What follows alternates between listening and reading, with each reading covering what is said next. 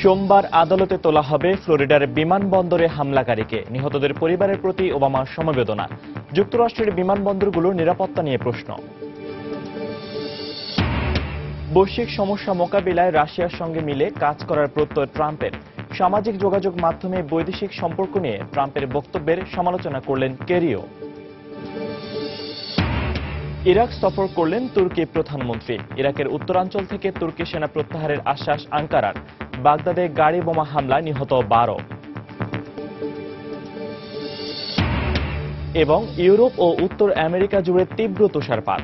ইউরোপে 23 ও যুক্তরাষ্ট্রে 5 জনের মৃত্যু। তুরস্কে 650 ফ্লাইট বাতিল।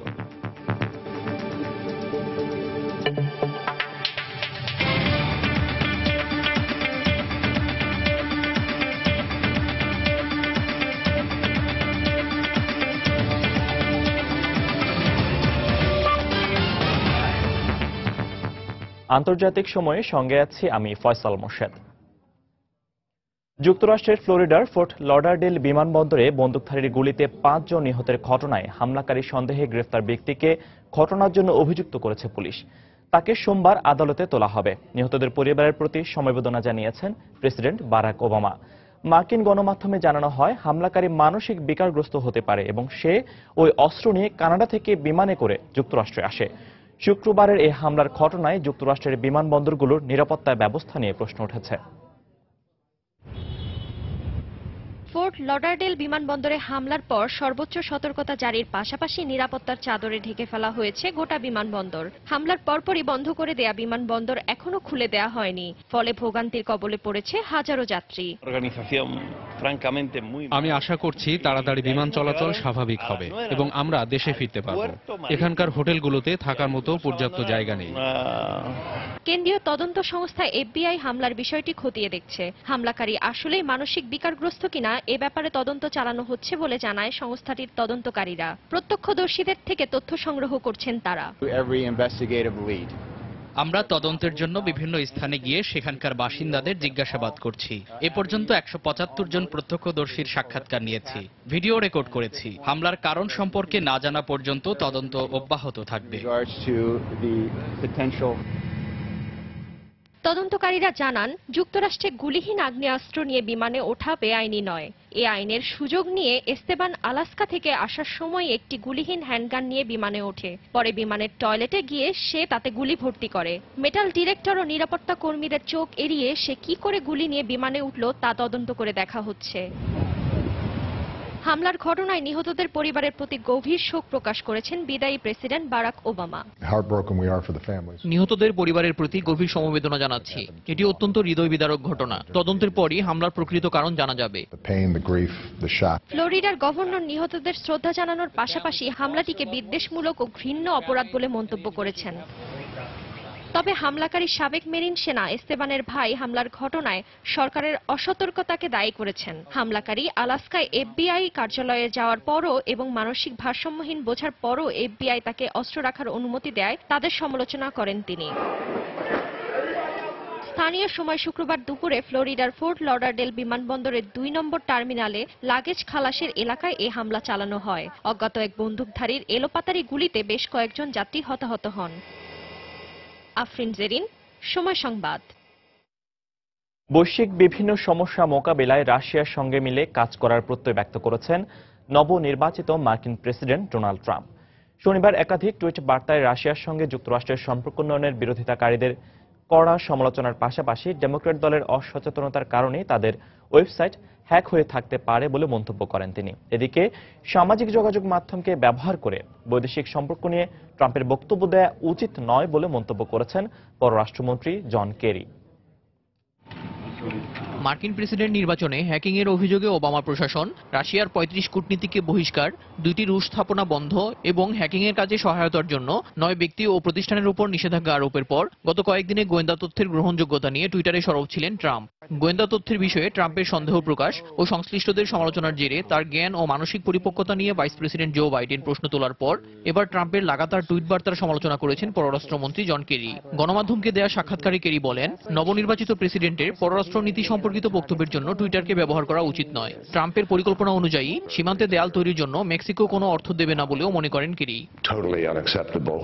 মেক্সিকো কখনোই বলেনি যে তারা দেয়াল তৈরির জন্য অর্থায়ন করবে। দেশটির শ্রমিকদের ওপর অতিরিক্ত করারোপের বিষয়ে ট্রাম্পের হুমকিও বাস্তবিক নয়। টুইটারে তার বিভিন্ন বক্তব্যও মানানসই নয়। কূটনীতিক বিষয়ে আলোচনার জন্য সামাজিক যোগাযোগ মাধ্যম একজন প্রেসিডেন্টের প্ল্যাটফর্ম হতে পারে না।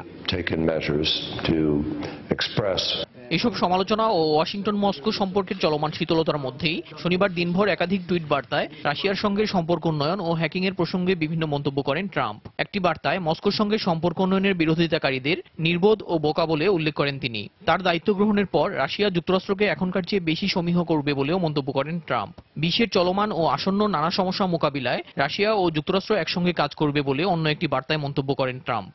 আরেকটি টুইট বার্তায় ডেমোক্রেট দলের ওয়েবসাইট হ্যাকিং এর জন্য তাদের উদাসীনতাকে দায়ী করে ট্রাম্প বলেন, নির্বাচনের ফলাফলে এসব হ্যাকিং এর কোনো প্রভাব পড়েনি। নির্বাচনে দলের হেরে যাওয়াটাই হ্যাকিং নিয়ে ডেমোক্রেট প্রশাসনের এত তর্জন গর্জনের কারণ বলেও মন্তব্য ট্রাম্পের।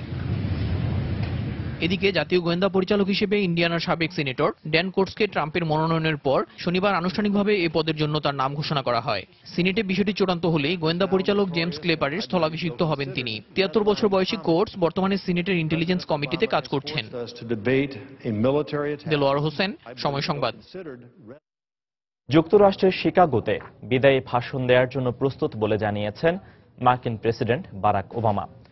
শনিবার হোয়াইট হাউসে দেয়া বক্তব্যে তার মেয়াদের শেষ দিনগুলোর গুরুত্বের কথা জানিয়ে বিদায়ী ভাষণের জন্য শিকাগোকেই বেছে নেয়ার যৌক্তিকতা তুলে ধরেন ওবামা।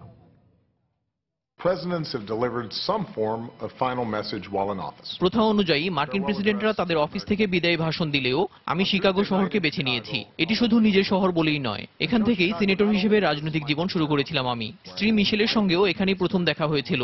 এই শহরে শেষ ভাষণ দেওয়াটা আমার জন্য গর্বের। গত ৮ বছরে নেওয়া বিভিন্ন পদক্ষেপ ও কিছু পরিবর্তনের কথা তুলে ধরার চেষ্টা করব আমি।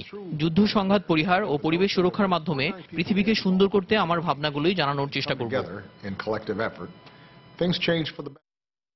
দক্ষিণ আমেরিকা সফরে যাওয়া তাইওয়ানের প্রেসিডেন্ট সাই ইং ইওয়েন যুক্তরাষ্ট্রের টেক্সাসের যাত্রাবিরতি করেছেন। শনিবারের যাত্রাবিরতির সময় টেক্সাসের হিউস্টনে থাকা তাইওয়ানিজ কমিউনিটির প্রায় ২০০ সদস্য প্রেসিডেন্টকে স্বাগত জানান। সেখানকার একটি হোটেলে কয়েক ঘন্টা অবস্থান শেষে যাওয়ার সময় সাংবাদিকরা নির্বাচিত মার্কিন প্রেসিডেন্ট ডোনাল্ড ট্রাম্প প্রসঙ্গে বিভিন্ন প্রশ্ন করলেও তা এড়িয়ে যান সাই। প্রেসিডেন্ট নির্বাচিত হওয়ার কয়েকদিন পর যুক্তরাষ্ট্রের এক চীন নীতিকে পাশ কাটিয়ে তাইওয়ানিজ প্রেসিডেন্টের সঙ্গে ফোনে কথা বলেন ট্রাম্প। এর পরপরই চীনের পক্ষ থেকে বিষয়টির নিন্দা জানানো হয়।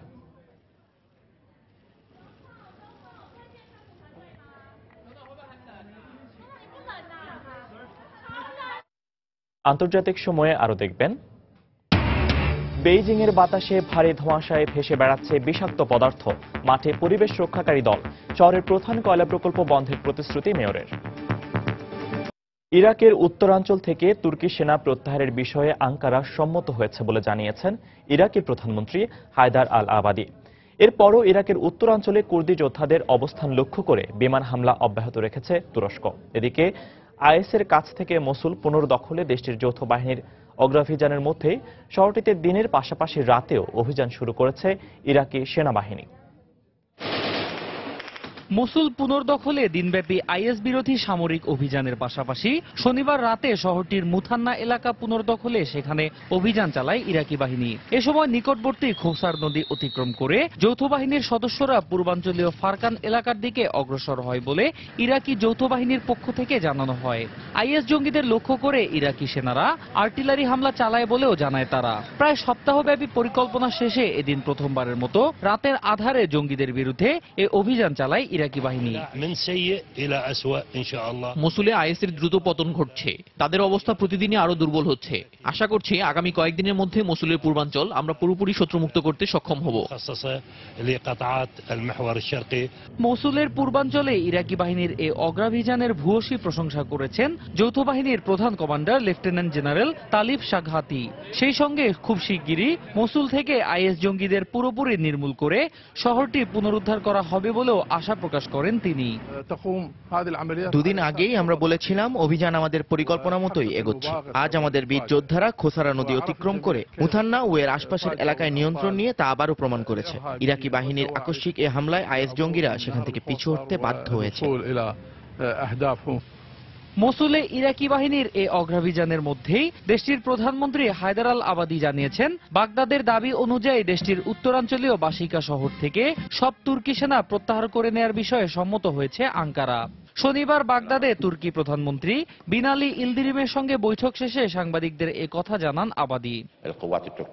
যে কোনো মূল্যে ইরাকের সার্বভৌমত্ব রক্ষা ও নিরাপত্তা প্রতিষ্ঠা আমাদের প্রধান লক্ষ্য। আমি মনে করি বাসিকা থেকে তুর্কি সেনা প্রত্যাহারের মধ্য দিয়ে সেটি সম্ভব হবে। তুরস্ক সরকারও এ বিষয়ে তাদের প্রতিশ্রুতি ব্যক্ত করেছে। এদিকে বাসিকা থেকে তুর্কি সেনা প্রত্যাহারের বিষয়ে আঙ্কারা সম্মত হলেও দেশটির উত্তরাঞ্চলে কুর্দি পিকেকে যোদ্ধাদের অবস্থানে বিমান হামলা অব্যাহত রেখেছে তুরস্ক। শনিবার উত্তরাঞ্চলীয় কান্দিল পর্বত এলাকায় পিকেকের অন্তত 11টি অবস্থানে এসব হামলা চালানো হয় বলে তুর্কি সেনাবাহিনীর পক্ষ থেকে জানানো হয়।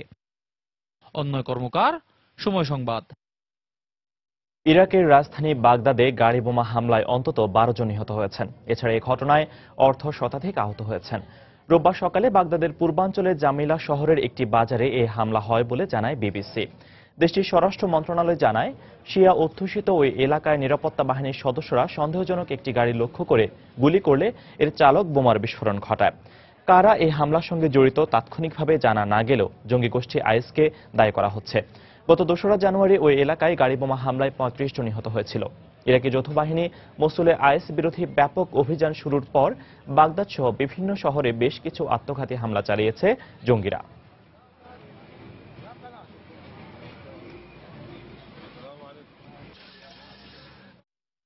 তুরস্ক সীমান্তবর্তী সিরিয়ার উত্তরাঞ্চলীয় আজাজ শহরে আত্মঘাতী গাড়িবোমা হামলায় নিহত হয়েছেন অন্তত 48 জন। এছাড়াও আহত হয়েছেন অর্ধ শতাধিক। নিহতদের বেশিরভাগই বেসামরিক নাগরিক বলে জানা গেছে। পর্যবেক্ষণে সংস্থা জানায়, শনিবার বিদ্রোহী অধ্যুষিত শহরটির একটি ব্যস্ত বাজারের সামনে জ্বালানি তেলবাহী একটি ট্যাঙ্কারে এই বোমার বিস্ফোরণ ঘটানো হয়। এতে ঘটনাস্থলে বহু হতাহতের ঘটনা ঘটে। বিস্ফোরণের পরপরই ঘটনাস্থলে নিহতদের ছিন্ন ভিন্ন লাশ পড়ে থাকতে দেখা যায়। এই ঘটনায় আহতদের স্থানীয় বিভিন্ন হাসপাতালে ভর্তি করা হয়েছে। এদের মধ্যে কয়েকজনের অবস্থা আশঙ্কাজনক হওয়ায় নিহতদের সংখ্যা আরও বাড়তে পারে বলে জানিয়েছে কর্তৃপক্ষ। হামলার ঘটনায় এখনো পর্যন্ত কেউ দায় স্বীকার না করলেও জঙ্গি গোষ্ঠী আইএস এই হামলা চালিয়ে থাকতে পারে বলে ধারণা করা হচ্ছে। ভারী তুষারপাতে তীব্র ঠান্ডায় বিপর্যস্ত ইউরোপবাসী। প্রচণ্ড ঠান্ডায় ইউরোপ জুড়ে 23 জনের মৃত্যু হয়েছে। ইউরোপের পূর্বাঞ্চলীয় দেশ পোল্যান্ডে তীব্র ঠান্ডায় এক সপ্তাহে 12 জনের মৃত্যু হয়েছে। এছাড়া ইতালিতে 2 দিনে প্রচণ্ড ঠান্ডার কারণে 7 জনের প্রাণ গেছে। চেক প্রজাতন্ত্রের প্রাগেও মারা গেছেন 3 জন। এছাড়া তুরস্কে তুষারে ঢাকা গেছে ইস্তানবুল শহর। বাতিল করা হয়েছে বিমানের বহু ফ্লাইট। শুভ্র তুষারে ঢাকা এই দৃশ্য আপাত দৃষ্টিতে ভালো লাগলেও এই তুষারপাতের কারণে পোল্যান্ডে গত এক সপ্তাহে প্রাণ গেছে 12 জনের, যাদের অনেকের মৃত্যু হয়েছে সড়ক দুর্ঘটনার কারণে। ভারী তুষারপাতের কারণে সড়ক পিচ্ছিল হয়ে যাওয়ায় যানবাহন চলাচলে বিঘ্ন ঘটছে। পোল্যান্ডের পুলিশ সদর দপ্তর থেকে জানানো হয়েছে, একদিনে 21টি সড়ক দুর্ঘটনার খবর জানিয়েছে পোল্যান্ডের পুলিশ সদর দপ্তর। তুষারপাতের কারণে তীব্র ঠান্ডায় সবচেয়ে ভোগান্তিতে পড়েছেন গৃহহীনরা। শনিবার এখানে তাপমাত্রা ছিল -14 ডিগ্রি সেলসিয়াস। যেসব জায়গায় গৃহহীনরা বেশি সেসব জায়গায় টহল দিচ্ছি আমরা। তাদের সাহায্যে জরুরি ও প্রয়োজনীয় ব্যবস্থা নিচ্ছি। আমরা গৃহহীনদের অভ্যর্থনা কেন্দ্রে পাঠানোর ব্যবস্থা করছি। পোল্যান্ডের মতো অবস্থা ইতালিতেও। ভারী তুষারপাতে গত 2 দিনে প্রচন্ড ঠান্ডার কারণে 7 জনের প্রাণ গেছে। গ্রিসের তাপমাত্রা নেমে এসেছে -7 ডিগ্রি সেলসিয়াসে। গ্রিসের লেসবোস দ্বীপে ভারী তুষারে ঢেকে গেছে শরণার্থী শিবিরের তাঁবুগুলো। প্রচন্ড ঠান্ডায় বেঁচে থাকা দায় হয়েছে শরণার্থী শিবিরে বাস করা শিশু ও বয়স্কদের। ভারী তুষারে ঢেকে গেছে তুরস্কের ইস্তাম্বুল। তুর্কি এয়ারলাইন্স 650-এরও বেশি ফ্লাইট বাতিল করেছে। হাজার হাজার যাত্রী অপেক্ষায় আছেন স্বাভাবিক পরিস্থিতির। রাস্তাঘাটে তুষার জমে থাকায় ব্যাহত হচ্ছে যান চলাচল। তুষারপাত অবশ্যই সুন্দর, কিন্তু ইস্তাম্বুলে তুষারপাত মানে জীবনযাত্রা থমকে যাওয়া। রাস্তাঘাটের অবস্থা খারাপ হয়ে যায় আর যানজট লেগে যায়। বেলজিয়ামেও একই পরিস্থিতি। তুষারপাতে ব্যাহত হচ্ছে যান চলাচল, প্রায়ই ঘটছে দুর্ঘটনা। আর সুইজারল্যান্ডে ভারী তুষারপাতে তাপমাত্রা নেমে এসেছে হিমাঙ্কের 27 ডিগ্রি সেলসিয়াস নিচে। দেলোয়ার হোসেন, সময় সংবাদ। বছরের শুরুতেই ভারী তুষারপাত আর ঠান্ডায় বিপর্যস্ত হয়ে পড়েছে নিউ ইয়র্কের জনজীবন। তাপমাত্রা নেমেছে হিমাঙ্কের নিচে 9 ডিগ্রি ফারেনহাইটে।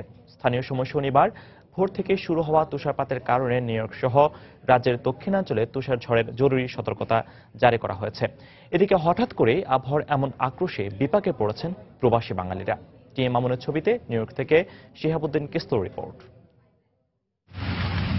তুষারের মোড়কে ঢেকে গেছে পুরো নিউ ইয়র্ক। সূর্য জাগার আগেই শনিবার ভোর রাত থেকে তুষারপাত শুরু হয়। রাতের আকাশও থাকে তুষারের দখলে। বৈরী আবহাওয়া ও তীব্র তুষারপাতে ব্যাহত হচ্ছে যান চলাচল। ভোগান্তির কবলে পড়ছেন প্রবাসী বাঙালিরা। কঠিন কর্মজীবনেও যার বিরূপ প্রভাব পড়ছে। তুষারপাতের পাশাপাশি তাপমাত্রার দ্রুত পতনে কেবল মানুষ নয়, দিশেহারা প্রকৃতির সুন্দর পাখিরাও। তীব্র তুষারপাতের কারণে 6 থেকে 12 ইঞ্চি তুষারে ঢাকা পড়েছে নিউ ইয়র্কের রাস্তাঘাট ও আশপাশের এলাকা। নিউ ইয়র্ক সিটিতে মঙ্গলবার অবধি তাপমাত্রা হিমাঙ্কের 5 ডিগ্রি নিচে থাকবে বলে ধারণা আবহাওয়া দপ্তরের। রাস্তায় জমে থাকা বরফ পরিষ্কারে কাজ করছেন পরিচ্ছন্নতা কর্মীরা। তাপমাত্রা ও ঠান্ডা এই দুইয়ের এমন আক্রোশ আগে দেখেননি বলে জানালেন নায়াগ্রার কাছাকাছি বসবাসকারী এ প্রবাসী বাংলাদেশি। এইরকম স্নো কোনোদিন দেখি নাই, তাও কাজের প্রয়োজনে আমি এখানে টেলার্সে কাজ করতে আসছি। বৈরী আবহাওয়া ও তীব্র তুষারপাতে ব্যবসাও এসেছে মন্দাভাব। তবুও বেঁচে থাকার সংগ্রামে ক্লান্তিহীন পথ চলছেন প্রবাসীরা। অ্যাক্সিডেন্টের ভয় আছে প্রচুর। আজকে -9 ঠান্ডা, অনেক ঠান্ডা।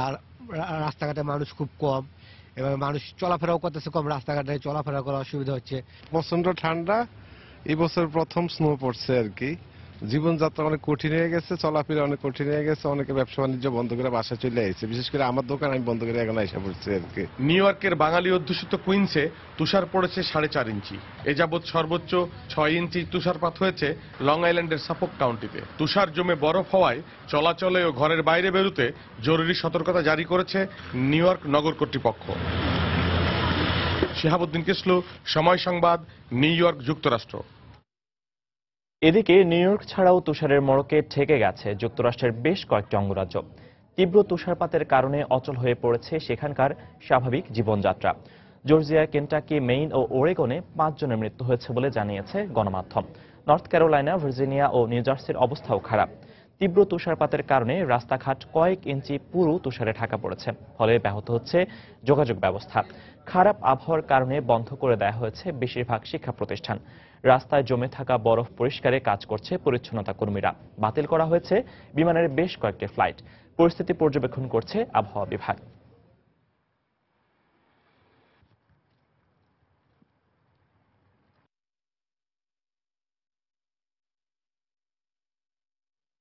থাইল্যান্ডের দক্ষিণাঞ্চলে গত 1 সপ্তাহ ধরে চলা ভারী বৃষ্টিতে সৃষ্ট বন্যায় মৃতের সংখ্যা বেড়ে দাঁড়িয়েছে 18-তে। এছাড়াও দক্ষিণাঞ্চলের প্রদেশগুলোতে এ পর্যন্ত বন্যা কবলিত মানুষের সংখ্যা প্রায় 7 লাখ। শনিবার দেশটির স্বরাষ্ট্র মন্ত্রণালয়ের এক বিবৃতিতে এ তথ্য জানানো হয়। এর মধ্যে সবচেয়ে খারাপ অবস্থা থাইল্যান্ডের নাখুনসি থামারাত প্রদেশে। সেখানে বন্যা কবলিতদের উদ্ধারে ও তাদের সহায়তায় মোতায়েন করা হয়েছে 2টি হেলিকপ্টার। 1 সপ্তাহ ধরে চলা বন্যায় তলিয়ে গেছে দক্ষিণাঞ্চলের বেশিরভাগ রাস্তাঘাট। নষ্ট হয়েছে একরের পর একর ফসলি জমি। এছাড়াও বন্যায় ক্ষতিগ্রস্ত হয়েছে দেশটির প্রায় 1500 স্কুল, যেগুলো এরই মধ্যে অনির্দিষ্টকালের জন্য বন্ধ ঘোষণা করা হয়েছে। বৃষ্টিপাত ও বন্যা পরিস্থিতি আরও কয়েকদিন অব্যাহত থাকবে বলে জানিয়েছে দেশটির আবহাওয়া বিভাগ।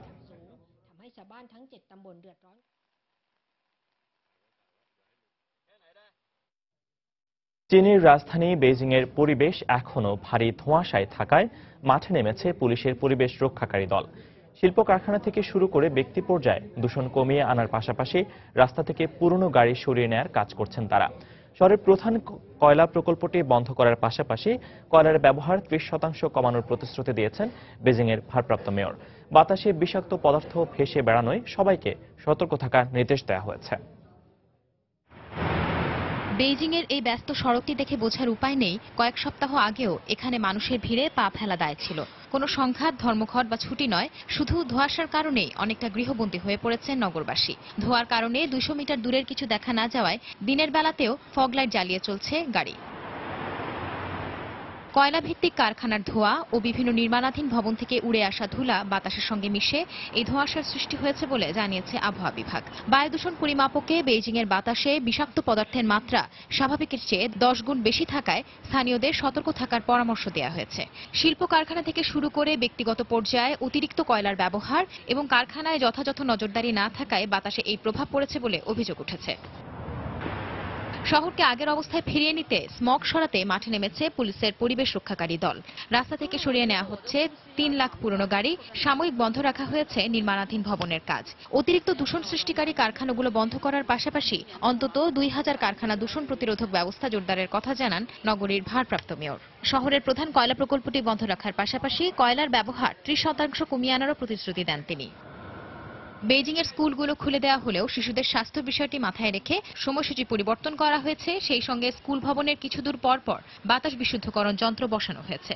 ধোঁয়াশা আশঙ্কাজনক মাত্রায় বেড়ে যাওয়ায় সম্প্রতি বেইজিং এর সর্বোচ্চ সতর্কতা জারি করা হয়। সঞ্জনা চৌধুরী, সময় সংবাদ। আন্তর্জাতিক কিছুটা গতি ফিরেছে ব্রিটেনের অর্থনীতিতে, বেড়েছে দেশটির খুচরা বিক্রি ও উৎপাদন খাতের কার্যক্রম। আফগানিস্তানের হেলমান্দ প্রদেশে পুনরায় প্রায় 300 মার্কিন সেনা মোতায়েনের সিদ্ধান্ত নিয়েছে যুক্তরাষ্ট্র। শনিবার এক বিবৃতিতে একথা জানায় পেন্টাগন। 2014 সালে আফগানিস্তান থেকে ন্যাটো বাহিনী প্রত্যাহার করে নেয়ার পর পুনরায় এই সেনা মোতায়েনের সিদ্ধান্ত নিল পেন্টাগন। এসব মার্কিন সেনারা আফগান সেনাদের প্রশিক্ষক ও উপদেষ্টা হিসেবে তালেবান নিয়ন্ত্রিত প্রদেশটিতে কাজ করবে বলে পেন্টাগনের পক্ষ থেকে জানানো হয়। এদিকে পেন্টাগনের সেনা মোতায়েনের সিদ্ধান্তকে স্বাগত জানিয়ে হেলমান্দে বেশি করে মার্কিন বিমান সহায়তার আহ্বান জানিয়েছে আফগান সামরিক বাহিনী। অন্যদিকে হেলমান্দ তালেবানের শক্ত নিয়ন্ত্রণে রয়েছে জানিয়ে মার্কিন সেনাদের বিরুদ্ধে লড়তে তাদের যোদ্ধারা প্রস্তুত রয়েছে বলে তালেবানের পক্ষ থেকে জানানো হয়। হেলমান্দের প্রাদেশিক রাজধানী লস্কর গাহ ছাড়া প্রদেশটির প্রায় পুরোটাই বর্তমানে তালেবানের নিয়ন্ত্রণে রয়েছে।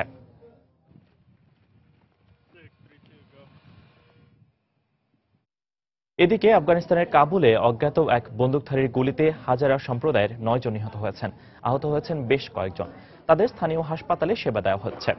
স্থানীয় সময় শুক্রবার উত্তরাঞ্চলীয় বাঘলান প্রদেশের তালাহ ওয়া বারফাক জেলায় এই ঘটনা ঘটে। নিহতরা সবাই জেলাটির খনিতে কাজ করত বলে জানান জেলা গভর্নর আমিরি। তাদের সবাইকে একটি গাড়ি থেকে নামিয়ে গুলি করা হয় বলে জানায় তিনি। জেলাটির অধিকাংশ তালেবানদের নিয়ন্ত্রণে থাকায় হত্যাকাণ্ডের জন্য তালেবানদের দায়ী করছেন আমিরি। তবে তালেবান এই ঘটনার দায় অস্বীকার করেছে। জার্মানিতে সুন্নি মতাদর্শীদের মসজিদগুলো বন্ধ করে দেওয়া উচিত বলে মন্তব্য করেছেন দেশটির ভাইস প্রেসিডেন্ট সিগমার গ্যাব্রিয়েল। এই মসজিদগুলোকে কেন্দ্র করে ধর্মীয় উগ্রবাদীরা সংগঠিত হওয়ার সুযোগ পায় বলে শনিবার এক সাক্ষাৎকারে মন্তব্য করেন তিনি। গত 19 ডিসেম্বর বার্লিনের ক্রিসমাস মার্কেটে লরি নিয়ে সন্ত্রাসী হামলার মতো ঘটনার সঙ্গে ধর্মীয় উগ্রবাদ সরাসরি জড়িত বলেও মনে করেন জার্মান ভাইস প্রেসিডেন্ট। সালাফিজম বা মধ্যপ্রাচ্যের সুন্নি উগ্রবাদের বিষয়ে বিন্দুমাত্র ছাড় না দেওয়ার কথাও জানান তিনি। উগ্রতা ও চরমপন্থাকে ঠেকাতে পারলে জার্মানিতে নিরাপত্তা ঝুঁকি কমে আসবে বলেও মনে করেন গ্যাব্রিয়েল। সালাফি মতাদর্শকে কখনো কখনো ওয়াহাবিজম বা উগ্র ডানপন্থীরা পেগিরা আন্দোলনের মাধ্যমে সালাফিদের বিরুদ্ধে প্রতিবাদ জানিয়েছে।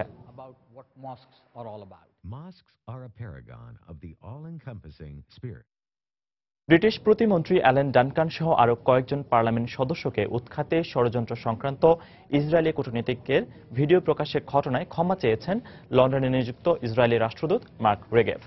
ডানকান ইসরায়েলের সমালোচক এবং ফিলিস্তিন রাষ্ট্র গঠনের একনিষ্ঠ সমর্থক। সংবাদ মাধ্যম আল জাজিরা ওই ভিডিওটি প্রকাশ করে। গত বছরের অক্টোবরে গোপন ক্যামেরায় ওই ভিডিওটি ধারণ করা হয়। সেখানে দেখা যায় ইসরায়েলি দূতাবাসের কর্মকর্তা শাইম মাসুদ ব্রিটিশ শিক্ষামন্ত্রী রবার্ট হাফলনের সহযোগী মারিয়া স্ট্রিজলের সঙ্গে এক রেস্তোরাঁয় কথা বলছেন। মারিয়া ফ্রেন্ডস অব ইসরায়েলের রাজনৈতিক পরিচালক ও গোপন প্রতিবেদক। সব কূটনৈতিক শিষ্টাচার ভঙ্গ করে মাসুদকে কয়েকজন ব্রিটিশ এমপি সম্পর্কে অগ্রহণযোগ্য মন্তব্য ও উৎখাতের বিষয়ে কথা বলতে শোনা যায়। পররাষ্ট্রমন্ত্রী বরিস জনসনের প্রতি আস্থা দেখালেও ডানকানের প্রতি সন্দেহের তীর ছোঁড়েন মাসুদ। তাকে দায়িত্বজ্ঞানহীন ও বোকা বলে সম্বোধন করা হয়।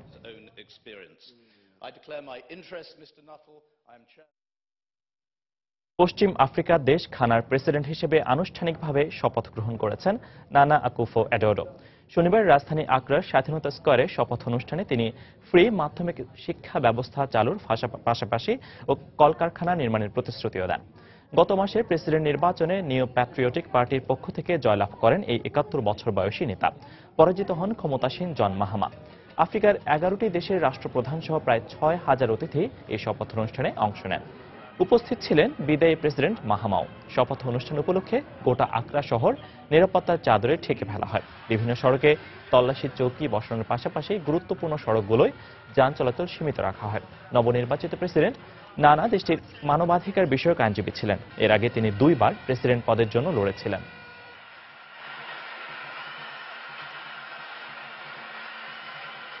মরক্কোর দক্ষিণাঞ্চলে যাত্রীবাহী বাস ও ট্রাকের মুখোমুখি সংঘর্ষে 10 জন নিহত হয়েছেন।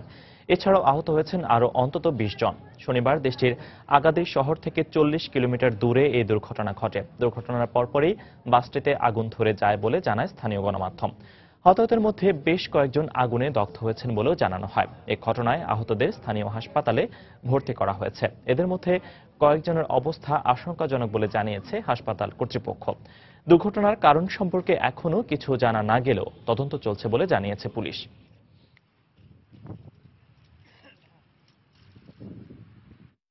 সৌদি আরবের রাজধানী রিয়াদে নিরাপত্তা বাহিনীর অভিযানে 2 সন্দেহভাজন জঙ্গি নিহত হয়েছেন বলে জানিয়েছে দেশটির স্বরাষ্ট্র মন্ত্রণালয়। মসজিদে নববীতে বোমা হামলা সহ বিভিন্ন সহিংসতায় তারা জড়িত ছিল বলে অভিযোগ রয়েছে। তাদের নাম তায়ে আল সেয়ারি ও তালাল বিন সামরান আল সায়েদি বলে মন্ত্রণালয়ের পক্ষ থেকে জানানো হয়। সেয়ারি বিস্ফোরক তৈরিতে পারদর্শী ছিল বলেও জানানো গেছে। শনিবার এক সংবাদ সম্মেলনে নিরাপত্তা প্রধান জানান, রাজধানী আল ইয়াসমিন এলাকায় পুলিশ অভিযান চালাতে গেলে ওই 2 সন্দেহভাজন তাদের লক্ষ্য করে গুলিবর্ষণ করে। এক পর্যায়ে পুলিশ পাল্টা গুলি ছুড়লে জঙ্গিরা নিহত হয়। জঙ্গিদের গুলিতে আহত হন এক নিরাপত্তা কর্মকর্তাও। পরে তাদের বাড়িতে অভিযান চালিয়ে বিপুল পরিমাণ অস্ত্র ও গোলাবারুদ উদ্ধার করা হয়।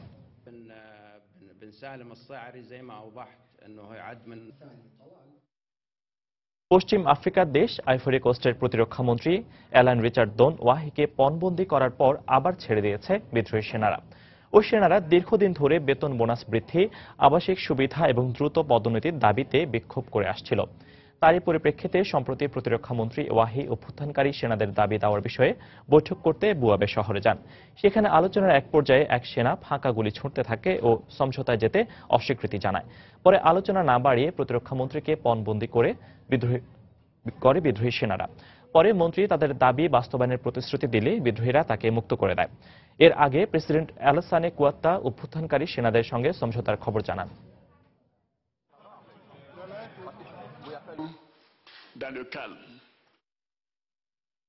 রোহিঙ্গা সংখ্যালঘু মুসলমানদের ত্রাণ না পাঠাতে মালয়েশিয়া সরকারের প্রতি আহ্বান জানিয়েছে মিয়ানমার। এক সংবাদ সম্মেলনে মিয়ানমারের পররাষ্ট্র দপ্তর মালয়েশীয় সরকারকে এ বিষয়ে যথাযথ পদক্ষেপ নেওয়ার আহ্বান জানায়। সম্প্রতি আরাকান রাজ্যে সংখ্যালঘু সম্প্রদায়ের উপর মিয়ানমার সরকারের দমন-পীড়নের অভিযোগ উঠলে দুর্গত এলাকায় ত্রাণ পাঠায় মালয়েশিয়ার কয়েকটি বেসরকারি সংস্থা। তবে মিয়ানমার সরকারের অনুমোদন ছাড়া কোনো ধরনের সহায়তা নিজেদের সীমান্তে ঢুকতে দেবে না বলে সাফ জানিয়ে দেয় দেশটির পররাষ্ট্র মন্ত্রণালয়। এ বিষয়ে নাইপিদোয় নিযুক্ত মালয়েশীয় রাষ্ট্রদূতকে বিষয়টি অবহিত করার কথাও জানায় তারা। শুধুমাত্র মুসলিম জনগোষ্ঠী নয়, বরং আরাকানের বৌদ্ধ সম্প্রদায়ের জন্য যে কোনো সহায়তা পাঠানো হলে তা সাদরে গ্রহণ করা হবে বলে জানায় তারা। Whether it's a counterinsurgency or, as some say, is beyond question. Jonah Fisher, BBC News. দেশের বাইরে কম খরচে যুক্তরাষ্ট্রের বাজারের জন্য গাড়ি নির্মাণের কারণে অতিরিক্ত শুল্ক পরিশোধ করতে হবে গাড়ি নির্মাতা প্রতিষ্ঠান টয়োটাকে। সম্প্রতি এক টুইট বার্তায় ট্রাম্প জানান, টয়োটা যদি যুক্তরাষ্ট্রের বাইরে কম খরচে গাড়ি নির্মাণে বেশি আগ্রহী হয় তাহলে মেক্সিকোতে গাড়ি নির্মাণের জন্য প্রতিষ্ঠানটিকে অতিরিক্ত শুল্ক দিতে হবে। তবে যুক্তরাষ্ট্রে টয়োটার স্থাপন করা প্ল্যান্টগুলোর উপর এর কোনো নেতিবাচক প্রভাব পড়বে না বলেও জানিয়েছে ট্রাম্প। এদিকে এ বিষয়ে তাৎক্ষণিক কোনো প্রতিক্রিয়া না দিলেও মেক্সিকোয় গাড়ি নির্মাণ কমানোর কোনো পরিকল্পনা নেই টয়োটা কর্তৃপক্ষের।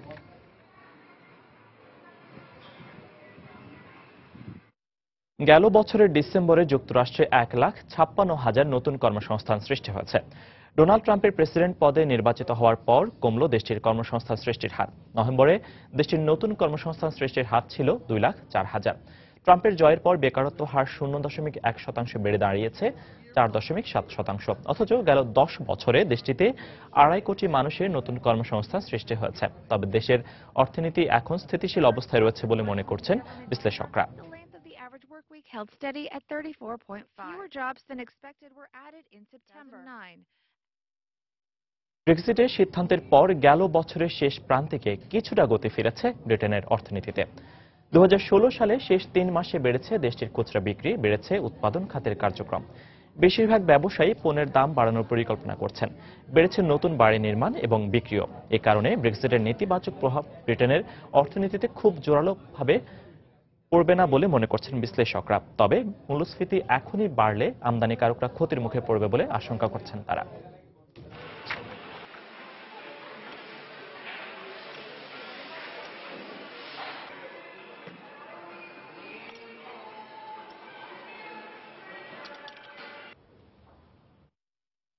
ইউটিউবে সাড়া ফেলেছে সৌদি আরবের একটি মিউজিক ভিডিও।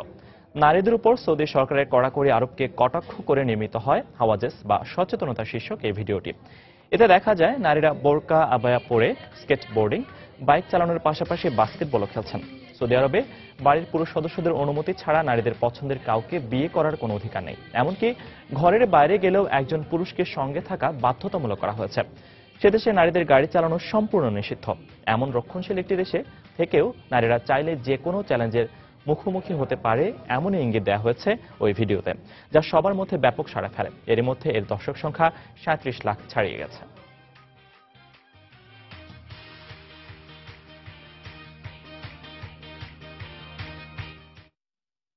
এ পর্যায়ে আবারও জানিয়ে দিচ্ছি আন্তর্জাতিক সময়ের শীর্ষ সংবাদগুলো। সোমবার আদালতে তোলা হবে ফ্লোরিডার বিমানবন্দরে হামলাকারীকে। নিহতদের পরিবারের প্রতি ওবামার সমবেদনা। যুক্তরাষ্ট্রের বিমানবন্দরগুলোর নিরাপত্তা নিয়ে প্রশ্ন। বৈশ্বিক সমস্যা মোকাবিলায় রাশিয়ার সঙ্গে মিলে কাজ করার প্রত্যয় ট্রাম্পের। সামাজিক যোগাযোগ মাধ্যমে বৈদেশিক সম্পর্ক নিয়ে ট্রাম্পের বক্তব্যের সমালোচনা করলেন কেরিও। ইরাক সফর করলেন তুর্কির প্রধানমন্ত্রী। ইরাকের উত্তরাঞ্চল থেকে তুর্কি সেনা প্রত্যাহারের আশ্বাস আঙ্কারার। বাগদাদে গাড়ি বোমা হামলায় নিহত 13। এবং ইউরোপ ও উত্তর আমেরিকা জুড়ে তীব্র তুষারপাত। ইউরোপে 23 ও যুক্তরাষ্ট্রে 5 জনের মৃত্যু। তুরস্কে 650 ফ্লাইট বাতিল।